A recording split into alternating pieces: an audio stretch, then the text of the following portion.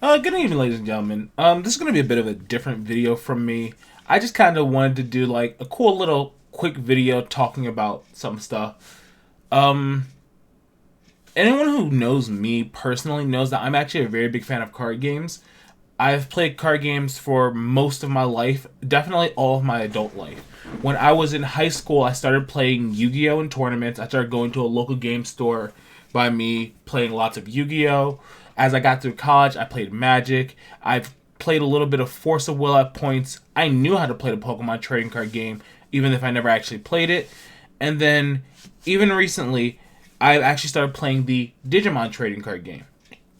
So, what I actually want to do is I actually want to share a bit more of that side of my life and that part of things I do. So, I actually go to a local game store here multiple times a week, and I actually play a lot of card games throughout the week. I usually play at least 2 tournaments a week, and then sometimes I'll actually get like a third like big tournament on the weekends.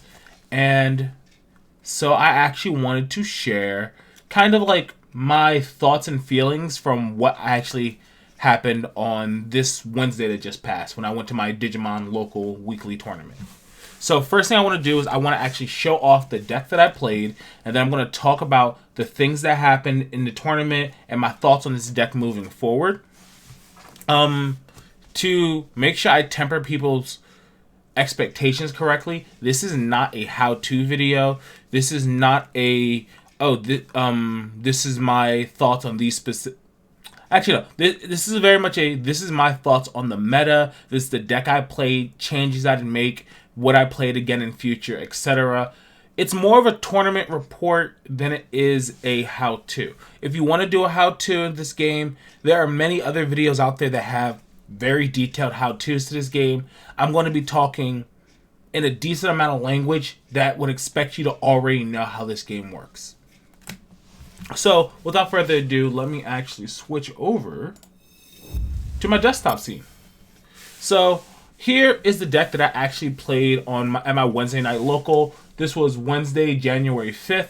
I played at the Greg's Games Digimon local here in New Jersey.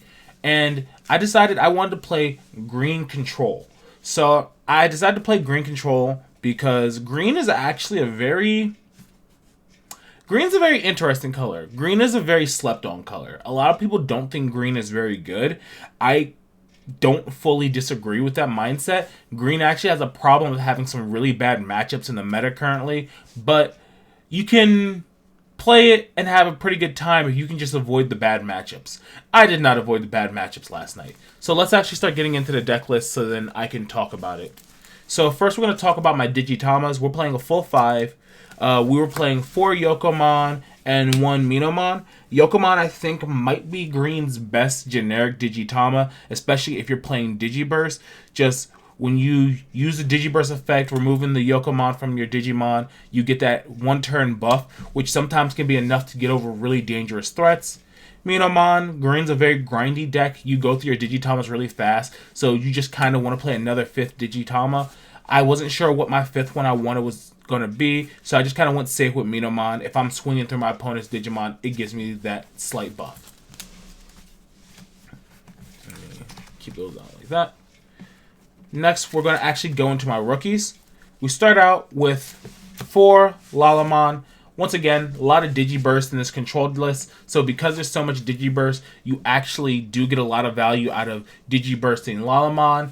I actually had moments where I'd hatch a Digitama, Digiburst off a Lalamon, get it added back to my hand, and then just evolve again, getting that free evolve when I didn't actually have a rookie otherwise.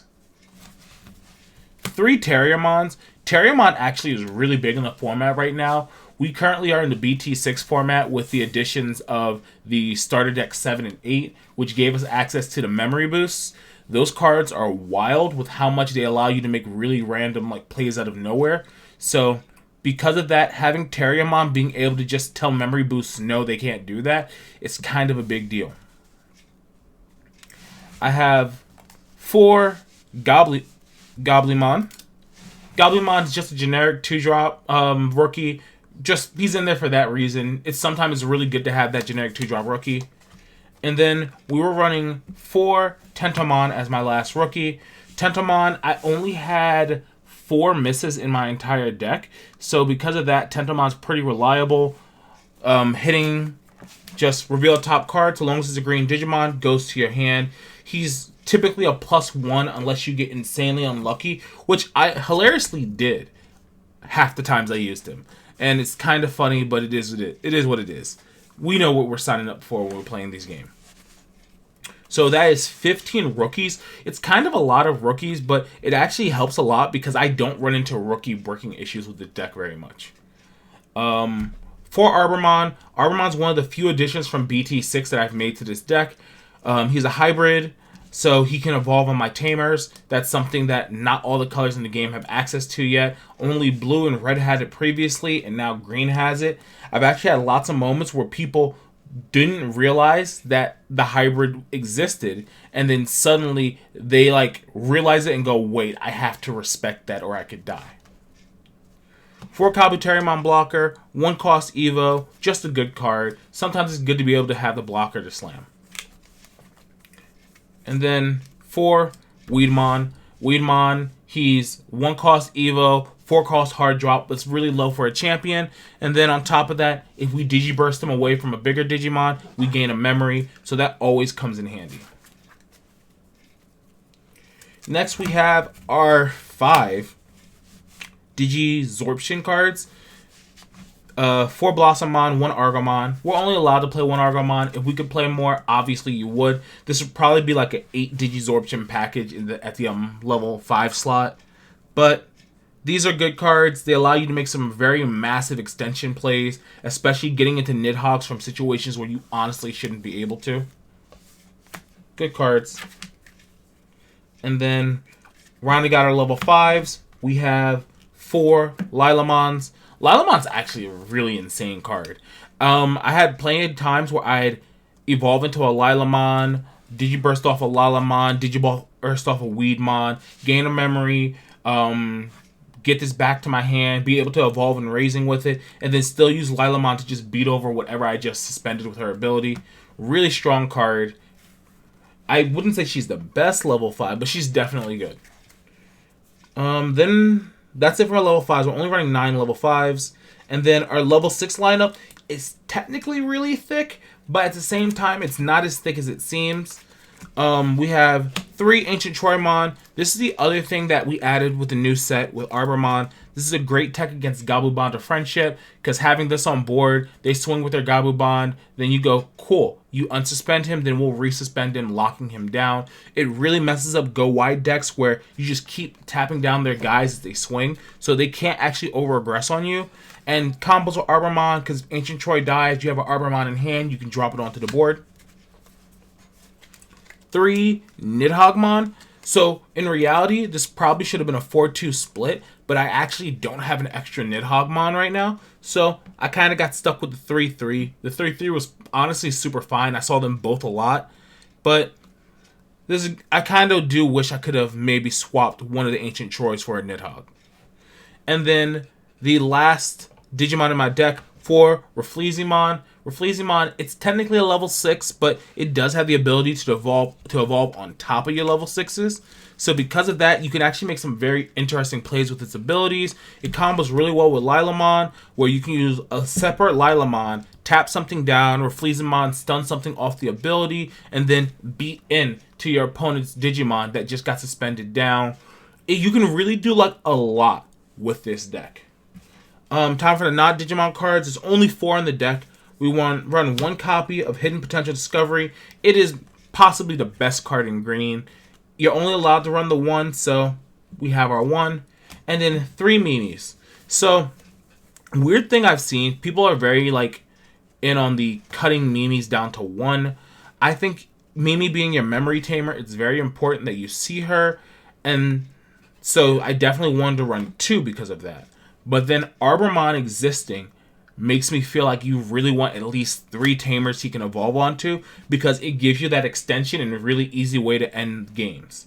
So this is the deck that I ran on Wednesday evening.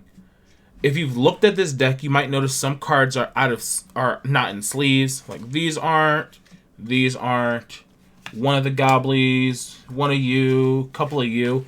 So the reason why some of these cards actually aren't sleeved up is because after playing in the tournament, I did some thinking. I do not think Green Control is in a very good spot right now. Reason being is Green Control has a terrible security control matchup. As I move my camera, ignore that. Security control, like, I ran into security control at the tournament yesterday. Shock. I think Green Control plays really well into every deck in the format. All the big decks, at least. Like, it plays well in the Jesmon. I think it plays well in the Gabubond, Agumon. It should be fine against Royal Knights. But Security Control is just such an abysmal match. It's not fun playing against Security Control because it's like, what do you really do? So, my thought is, with Security Control being as popular as it is, the best solution to this is rather than play Green Control, it's you keep most of the Green Control package, but you play Green OTK instead. Green OTK, few changes would need to be made. For Palmon, your rookie lineup reduces in size by 1, but this is still a lot of rookies, so you have the same benefit. Your champion lineup does not change. Still running the 12 champions. Same reasoning as before. Our ultimate lineup, 9, still good. And then our megas, we've cut 1 Nidhogg, 1 Ancient Troy, and all 4 Raffleziamon. And instead, we are adding 4 Grand Kuwagamon.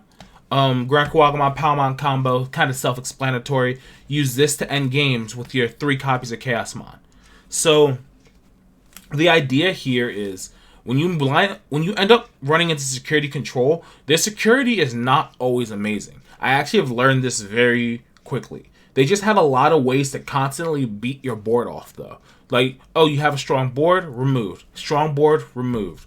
So rather than trying to play a game of established board and fight through them, nah, just go Grand Kuwaga with a Palmon under it, Digiburst everything away, swing in, hope you high roll, Chaosmon, hope you high roll, and just try to one-shot them.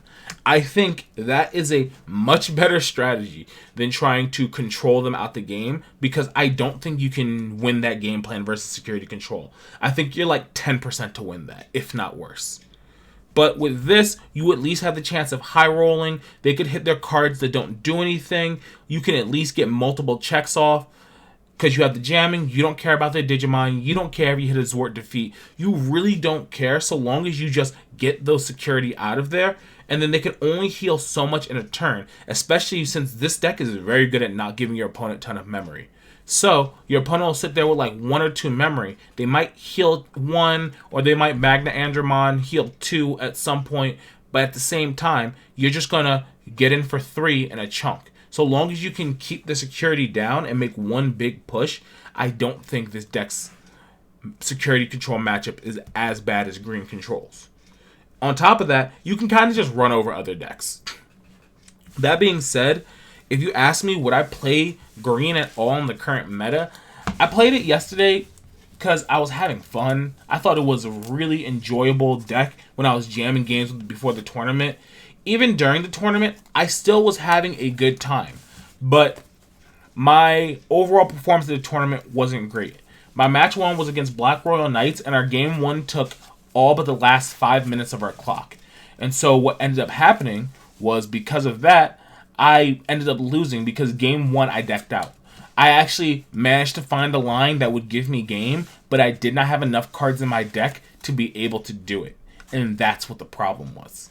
If I had like maybe 5 cards more in my deck, I think I win that game.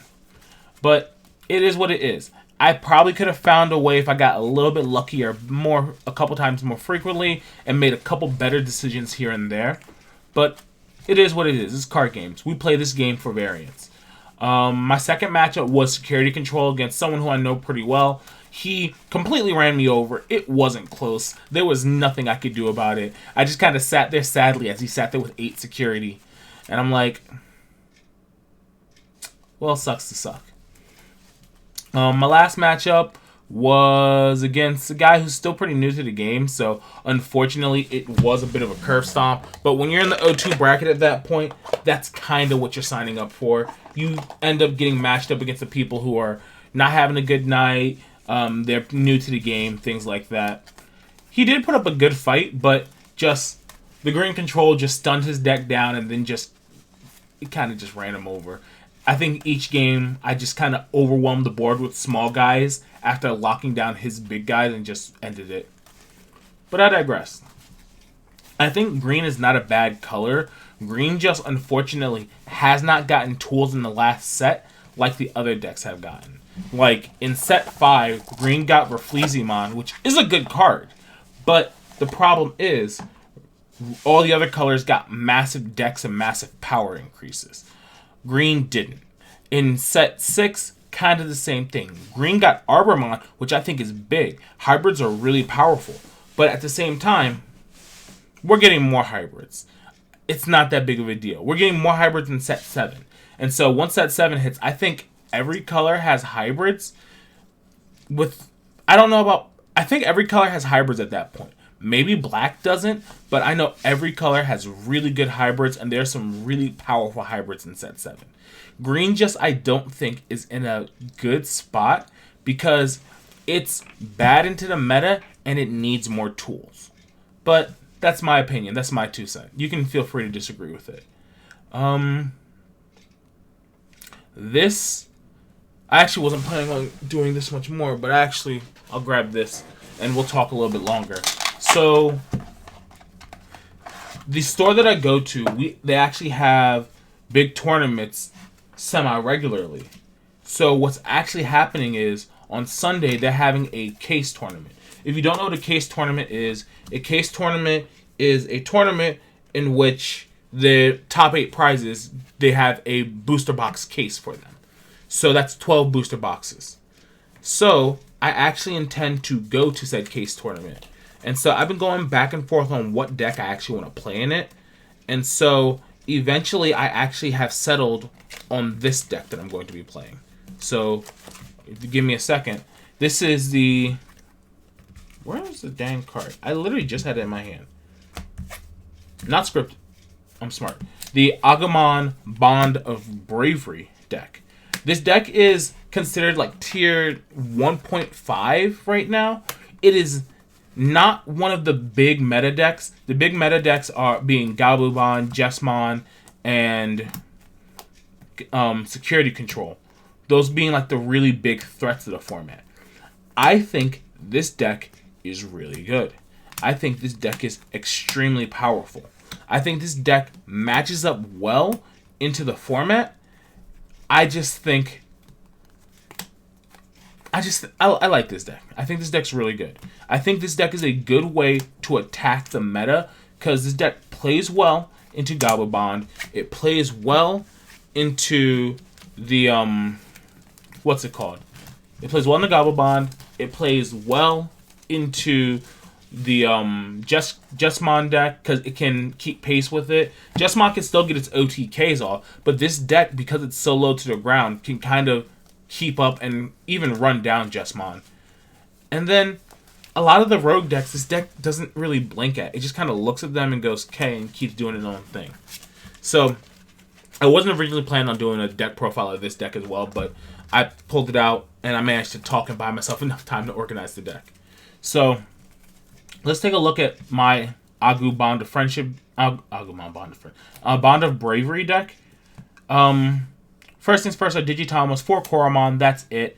When we attack with something with Greymon in its name, we draw a card. That's all we really want out of this Koromon. Our deck doesn't have many ways to keep card advantage in our hand, so this is our big way to keep our card advantage.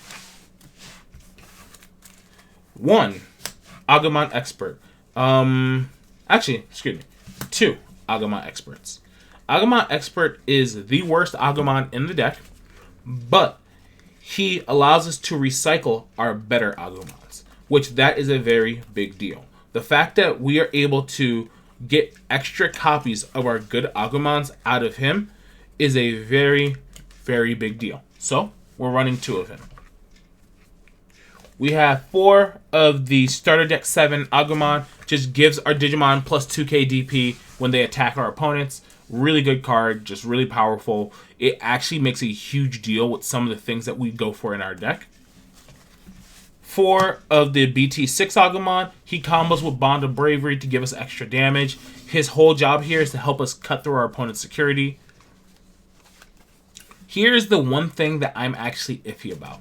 So we have 4 copies of BT1 Agumon. This helps us look for our Tamers since they're very important to our strategy. And 2 promo Agumon. What I actually want to do, which I might do this for Sunday, is cut 1 Agamon Expert and 1 BT1 Agumon and go up to 4 promo Agumons. And I'll actually explain why I want to make that change as I get into my champion lineup. So, first things first, let's talk about the not Greymons in the deck. Because there's only a few. We have 3 copies of Agumon. I should probably find a way to get this up to 4, but Agumon, he's a hybrid, can evolve on my Tamers. This deck is very Tamer focused, so because of that, we have the Agumons here just so that they can just evolve and steal games from our opponents. We have 4 copies of Greymon. Security effect puts him onto play, puts an extra attacker into the field, and then he does delete things on play. So, it's pretty useful. And the fact that he's a Greymon, it's relevant with Koromon. It's also relevant with one of our Tamers. Actually, with both of our Tamers. And now, the star of the deck, stealing the show constantly, the promo Greymon. This is the best card in the deck, and it is the reason why I want to run 4 of this Agumon. Because what ends up happening is this Greymon, so long as you have an Agumon under it, he gets security attack +1. So, he can swing for 2 checks. These 2 Agumons make him swing for 7,000 DP. So, what ends up happening is I can have this in raising, push it up, swing for 2 checks at 7k. Security is really weak right now. A lot of decks don't have very powerful things in security. So, being able to swing in with security set with 7k DP instead of 5 in some security is enough to get most Digimon through at least 2 checks. He frequently will die on the second check, but at that point, he's drawn me a card, he's attacked, he's taken 2 checks out of my opponent's security, he's done his job. Having 8 of the Agumons that give him enough power to do that, I think is a big deal. If I'm going to make changes to the Agumon lineup, it's either drop both experts for 2 promo Agumons or 1 and 1 for 2 promo Agumons. He is the reason why we're making that change. And then our namesake card, Bond of Bravery. Agumon Bond of Bravery. Really good card. He's not Gabumon Bond of Friendship broken, but he's still a good card. We use our Tai Tamer to warp Digivolve into him. And when he attacks, we can delete almost anything our opponents have. It needs to be 1300 DP, 13,000 DP or less, but there aren't many cards that are stronger than that. So, we delete something. When we do that, we get to get rid of the top of our opponent's security stack.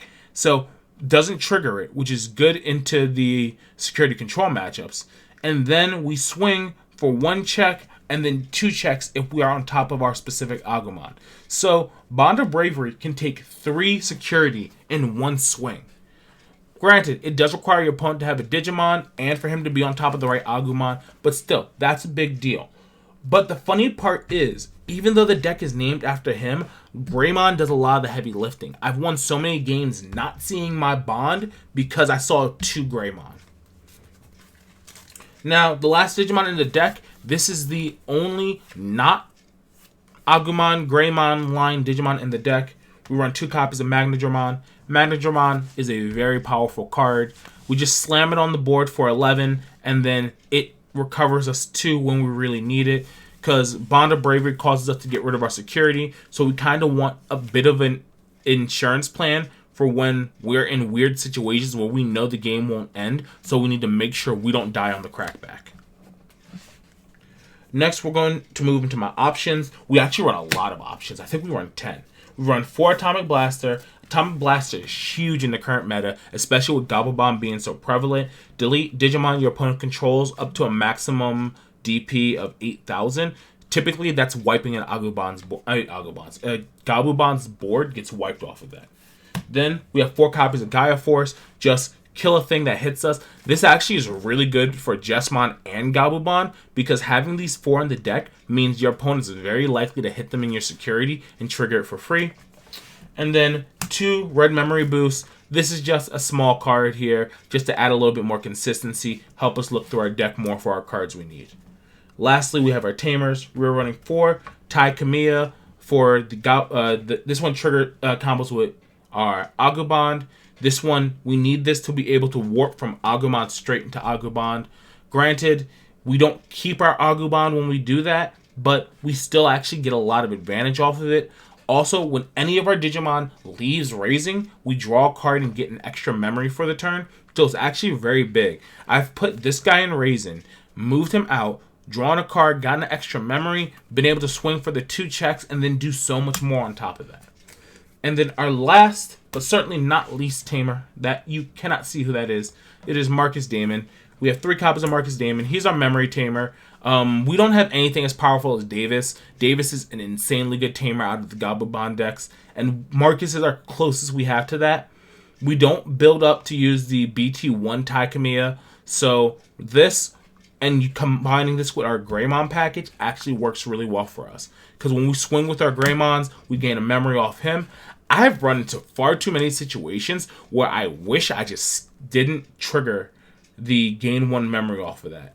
Because, my God, there have been lots of issues where I haven't been able to choke my opponent because of this stupid card. But at the same time, that memory has also allowed me to make some ridiculous plays after having a Greymon in raising. So, you gotta take the good with the bad sometimes. I think this deck is really good. I think this deck it deserves its position of just outside of the big 3. I think it's probably lined up roughly where 3 Musketeers is in the format right now. I think it's slightly better than 3 Musketeers, although not by much. There are cards that hose it. This deck gets beat by Mechanoramon, something fierce. Craniumon walls this deck really hard, but at the same time, this deck's still very good. This deck is a very reasonable deck if you wanted to take it to a big event. My plan is to take this to our big event on Sunday. And what I can do is on Sunday afterwards when I come home, regardless of how I do, we will have a nice little conversation about how we did on the day and our results. Hopefully, I will have good things to tell you. But, you know, we might not. We might not have anything good to say. I mean, last Sunday I went to a Magic event and I came home sad. It happens. But I digress. Hopefully, I can share some good news with you on Sunday saying that I did really well. There's other things that I do in terms of card games. Like tomorrow's Friday. Friday is Friday Night Magic. So I might go to Friday Night Magic and come home and actually give you guys the rundown of how that went. I don't know if I'd show off my Magic decks because Magic decks are a lot more cards that need a lot more explanation than Digimon. But this is just, I wanted to make this video. I wanted to share a little bit more about some of the hobbies that I greatly enjoy. Card games is probably my biggest hobby right now. It's how I keep my sanity. And I digress. Hopefully I'll have some good stories to tell you. But that's enough. I've talked about the meta. I've talked about 2 decks. And I've kind of given my feelings on the Digimon card game. If you're into card games, Digimon is a very inexpensive card game. Initially, issues were finding cards. But once I was able to find cards, I actually have a very easy time building decks. Cards do not cost a lot. A lot of the expensive cards are the alt arts, are all the fancy arts, all the crazy looking ones.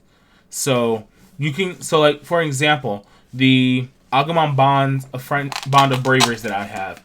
These are $2 cards, very inexpensive for card games. But if you want the alternate art ones, they're like $20. You don't need the alt art to play the game, so it's pretty reasonable. I digress, though. I could go on about this for a while. I've already gone on for almost 30 minutes. Way longer than I intended to. But that's fine. Alright, that's enough for me. Just this some card game talk with me. I'll try to do a little bit more. I'll give my thoughts on different decks and stuff. Alright. Peace.